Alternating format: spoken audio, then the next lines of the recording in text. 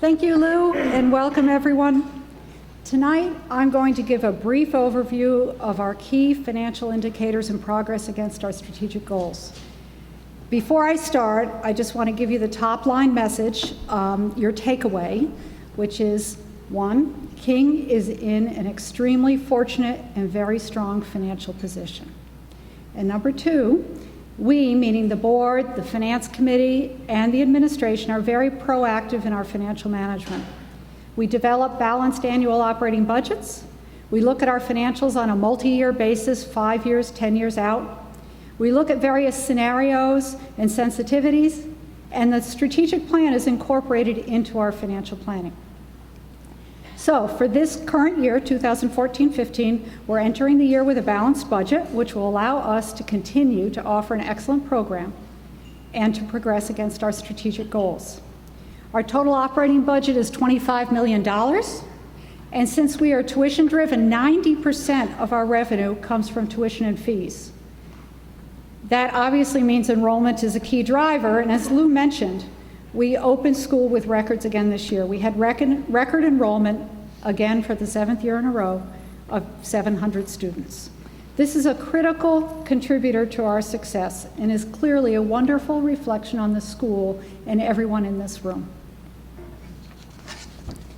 On the non-tuition revenue side, an additional 8% comes from the annual fund.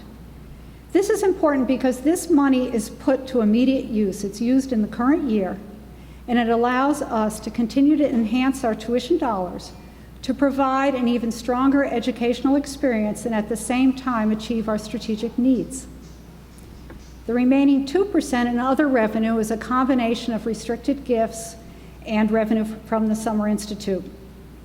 I will speak more to this later, but we work hard to balance the budget.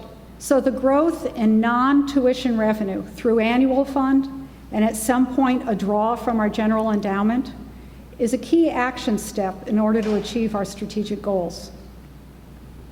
On the expense side, also a total of $25 million, it will come as no surprise that we are people intensive. 67% of our expenses are attributable to the salary and benefits of our 156 faculty and staff members.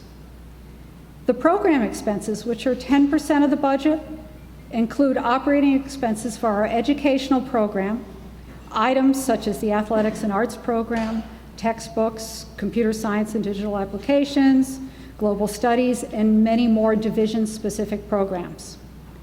Administrative costs at 8% includes costs such as insurance and expenses for the admissions, advancement, and community affairs offices. Plant maintenance of 7% is for buildings and grounds maintenance and utility costs, largely fixed expenses. And the remaining 8% is for capital expenditures, primarily associated with buildings and grounds improvements, such as the sidewalk that we completed this summer, security, and technology. So as I showed in the expense chart, faculty compensation and benefits is a significant portion of our expenses. 67%, $17 million. We annually benchmark our compensation against our peer schools, and King offers a very competitive compensation and benefits package which helps us to attract, retain, and support an excellent faculty. In addition, we have a detailed annual faculty performance review system with a merit pay component. And to complement our strong benefits package, we also emphasize faculty development programs, including both the graduate study program, where a number of faculty members have completed or are in the process of completing master's or PhD degrees, as well as the successful summer sabbatical program. In addition, professional growth and development spending remains a strategic priority for King. We are a leader among the Fairchester schools in PG&D. We have been consistently in the top 2 or 3 schools in terms of PG&D spending, and we're very proud of that. The programs and conferences that I have listed there are just a few recent examples of the many opportunities for the faculty to apply their learning and experiences from these conferences to the classroom. Financial aid is $2.5 million, reaching 13% of the student body. The majority of this, 94%, is funded through the operating budget. The remaining 6% is funded through endowed funds and outside funds. As Lou mentioned, and consistent with the strategic plan, we need to increase the endowed portion of aid, and we look forward to the 150th anniversary as one of the big opportunities to do so. On the annual fund, you saw the annual fund contributed 8%, a very important 8% to our funds for operations. And continued growth in this number is critical to supporting expanded programs for our students and meeting our strategic plan objectives. Annual fund money is used to support program offerings for the current year. The annual fund supports the competitive salaries, the benefits, the professional growth and development that I just spoke to before, all of which we need to attract and retain great faculty members. The annual fund supports small class sizes and provides opportunities of teaching assignments to support the personalized approach, which is so important to all of us. And the annual fund supports the educational experience for all students, visiting artists and guest speakers for the community, and in all three divisions. Service learning opportunities such as the New Orleans service trip, student attendance at conferences including Model UN or the Diversity Leadership Conference, and classroom technologies such as Lego robotics or film studio equipment. So where do we stand? Last year, 2013-14, was another record year for the annual fund. Thank you for all of your generous gifts and the hard work for so many people, including the 90+ volunteers. You contributed over $2 million, a 19% increase over last year. We also set participation records among new and existing families.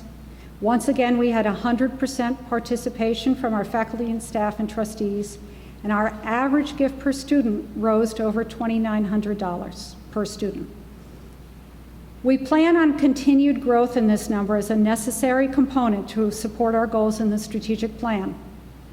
This year's annual fund goal, as Lou mentioned, is $2.15 million, and we have every confidence that we will meet and perhaps, hopefully, exceed that number, thanks to all of you. Now, as I mentioned previously, we do benchmark ourselves against our peer schools in many areas. We look at tuitions, we look at salaries, benefits, professional growth and development, annual fund endowment. This slide shows data from specific Fairchester schools. While I have not specifically identified them, they are all area schools that you would think of when you think of our peer schools. Please note it is from a year ago because we update it every November, so I don't have the new numbers yet. But this chart is really great news. We were in the bottom quartile as recently as 3 years ago. Last year, as you can see, we have made enough progress that we're at the middle of the pack.